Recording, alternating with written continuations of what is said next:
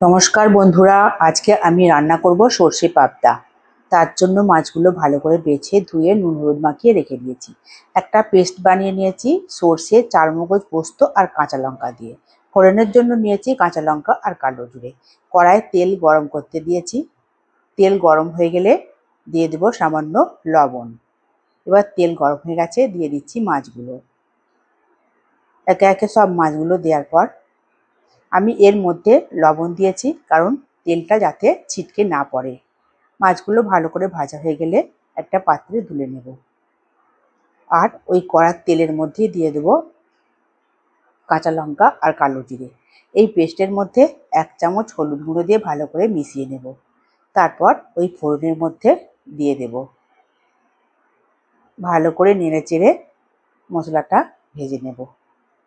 তারপর দিয়ে দেব স্বাদ মতো লবণ। লবণটা ভালো করে মিশিয়ে মশলাটা ফুটে উঠলে দিয়ে দেব ভেজে রাখা মাছগুলো। বন্ধুরা, আপনারা আপনাদের বাড়িতে এরকম করে সর্ষে পাবদা রান্না করবেন আর কেমন হয়েছে আমাকে জানাবেন।